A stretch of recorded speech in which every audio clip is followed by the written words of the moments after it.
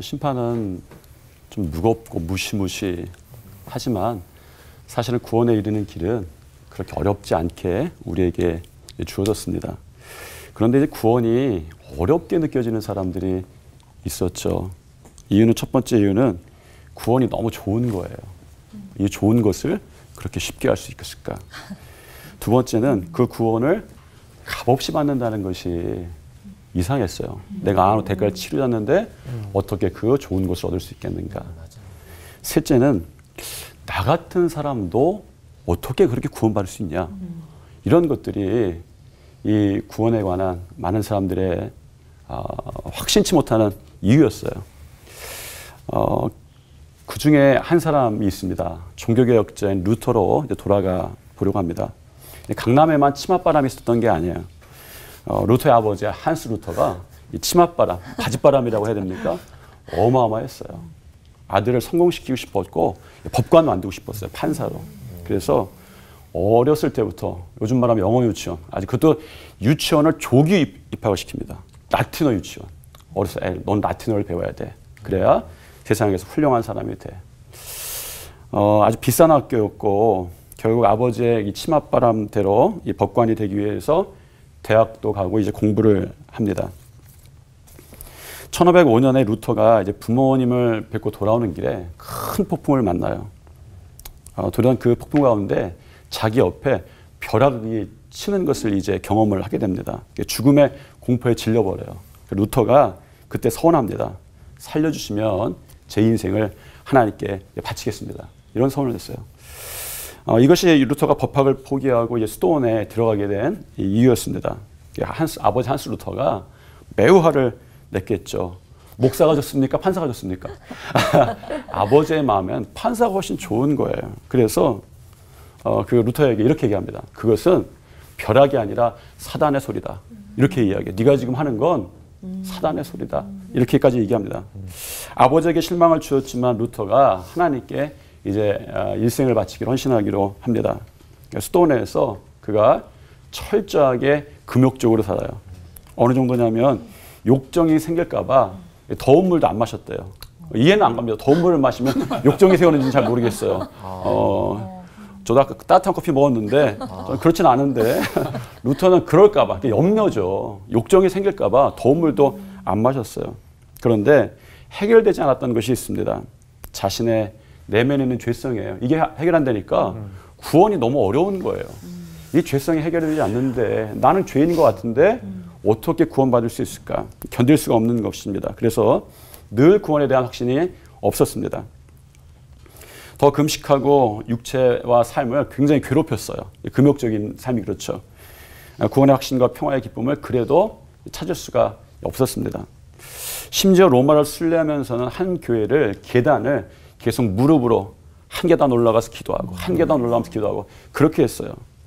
이렇게 행동하면 내가 죄를 용서받고 구원받을 수 있을까? 루터가 한 가지 이해하지 못한 것이 있어요. 하나님의 구원의 언어를 이해하지 못했습니다. 하나님의 구원의 언어가 성육신이에요. 성육신을 설명해 주는 그런 이야기가 있습니다. 사실 성육신이 쉬운 개념은 아니죠. 우리에게 잘 알려진 것은 키에르케고르의 거지 여인의 그 비유가 하나 있고요. 개미의 그런 비유 이런 것들이 있어요. 개미의 비유를 좀 제가 각색하면 이렇습니다. 미국에 유학 온 인도 청년에게 이제 힌두교 교인이죠. 한 미국 학생이 전도를 했습니다. 산책을 하면서 대화하기 시작했어요. 그때 인도 청년에게 성육신의 이야기를 했는데 도무지 이해를 못하는 거예요. 그들이 산책하는 동안에 트랙터가 이제 땅을 갈고 있는데 마침 그곳에 큰 개미집이 트랙터 앞에 있는 것이 눈에 띄었습니다. 그러니까 인도 청년은 그 힌두교가 아주 그 생명을 소중하게 여기는 것들이 있잖아요. 자기의 삶이 윤회한다고 생각하니까 저 개미들이 어떻게 나고 안타까워했습니다. 그때 미국인 학생이 이 힌두교 청년에게 이렇게 이야기하는 거예요.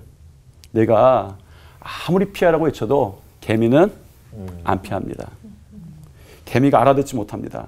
할 수 있는 것은 만약에 할 수 있다면 당신이 개미가 되어서 개미의 행렬을 인도할 수는 있습니다.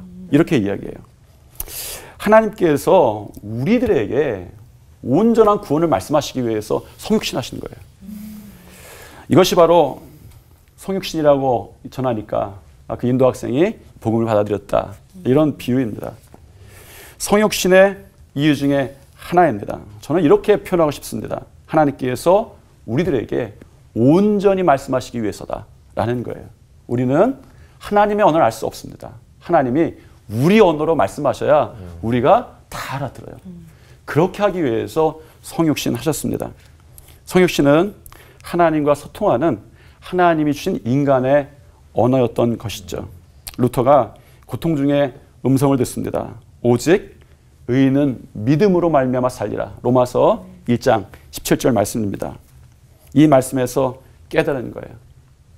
예수 그리스도가 성육신하셔서 십자가에 대속하시고 부활하셨다라는 그 언어가 제대로 들리기 시작한 것입니다. 인간이 할 것 없다 말씀하시는 것이죠. 예수님이 해주셨습니다. 이것을 믿는 것이 믿음인 것을 로마서를 보면서 어느 날 깨닫게 됩니다. 이것을 믿으면 내가 살겠다. 내가 구원받겠다. 여러분, 성육신 사건의 핵심, 십자가의 은혜와 부활의 능력, 이해하는 것이 어려운 것이 아니라 듣는 귀가 닫힌 것이죠. 열면 너무 쉽습니다. 이 언어가 우리 언어이기 때문입니다. 여러분, 성육신 하신 예수 그리스도의 십자가 사건과 부활을 믿을 때에 여러분이 살게 되실 것입니다. 기도하시겠습니다. 성육신을 통해서 하나님의 사랑의 언어를 알게 해주심을 감사합니다. 아멘. 성육신하신 예수 그리스도의 은혜와 능력이 저희 가운데 임재하여 주시옵소서. 아멘. 예수님 이름으로 기도드립니다. 아멘. 아멘. 그 전에도 루터도 자기를 막 혹사시키면서 믿음을 어떻게든 증명하기 위해서 애썼던 순간들이 있었지만 그걸 이제 넘어가서 이 심판받고 뭐 구원 못 받을까 이렇게 걱정하고 우려했던 거에서 이제 마음이 해결이 돼서 믿음으로 이제 넘어갔잖아요. 그게 저는 진짜 부럽더라고요. 그래서 요즘도 이제 젊은 친구들을 보면은 구원받기 위해서는 믿음 외에 뭐가 더 필요하다. 뭔가를 내가 더 해야 된다. 약간 이런 것들이 있거든요. 근데 그런 거에서 어떻게 하면 이렇게 자유로워질 수 있는지, 우리가 이렇게 놓아질 수 있는지 좀 방법이 있을까요, 전창희 목사님? 사실 제가 보니까 인간의 본성은 끊임없이 이제 확인하고 싶어요. 증거를 받고 싶어하고.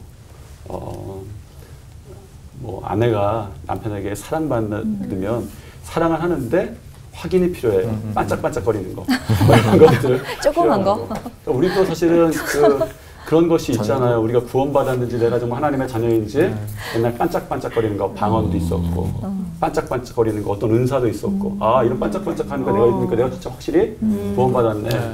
근데 그런 것들이 있는데 그런 것들을 얻기 위해서 우리가 어떻게 좀 더 해야 되느냐. 사실은 옛날에 부흥사 목사님인데 옛날에 한국교회가 막 부흥했잖아요. 그런데 이제 그때 제 기억에 남는 건 부흥사 목사님들이 아주 유명한 그런 예화를 하나 쓰셨어요. 어느 할머니가 큰 다랄 들고 길을 가고 있는 거예요. 버스 기사가 가다가 옛날엔 뭐 막 태워줬으니까 요즘은 아니지만 그 할머니를 이제 타라고 하신 거예요. 이 할머니가 버스 다랄을 들고 이렇게 서 있는 거예요. 기사가 이제 그 다랄 좀 내려놓으시더라고. 그랬더니 할머니가 그렇다는 거죠. 아유, 저만 타는 것도 미안한데 다락까지는 못 내놓겠습니다. 이렇게 하셨다는 거예요. 이게 참 있었던 일인지 잘 모르겠지만 이해될 만한 일이죠. 구원은 정말 우리의 행위로 되지는 않아요. 그런데 만약에 우리가 행위가 필요하다면 구원의 문제는 아니고 행위 필요해요. 거룩에 관한 문제예요. 우리의 삶에 대한 문제는 구원은 주님이 이루시는 것이고 우리의 어떤 행동, 행위, 노력들은 아마 예수님을 닮아가기 시작하는 노력인 것 같아요. 문제는 뭐냐면 우리가 예수님 구원받았는데 예수님 믿었는데 갑자기 성인처럼 된 건 아닌 거예요. 그러니까 고민이 생기는 거예요. 그러면 맞아. 예수님을 닮아가기 시작해야 되는데 그것을 성화, 거룩해지는 과정이다. 왜냐하면 베드로전서 1장 15절에 그렇게 말씀하시죠. 내가 거룩하니 너희도 거룩하라. 그래서 그런 고민들은 아마 구원받기 위한 고민이 아니라 사실은 거룩해지는 예수님을 닮아가기 위한 질문이고 하나하나 그런 것들은 필요하다. 그러면 예수님이 좀 닮아가면 어느새 좀 내가 아빠 닮았네 뭐 이런 얘기하는 거 있잖아. 나 아빠 닮았어, 엄마 닮았어. 이걸 정말 말할 수 있는 단계이지 않을까 그런 생각이 좀 듭니다. 네. 어렵다. 네. 계속 죽을 때까지 계속 그걸 고민하면서 살아야 될 것 같아요. 네.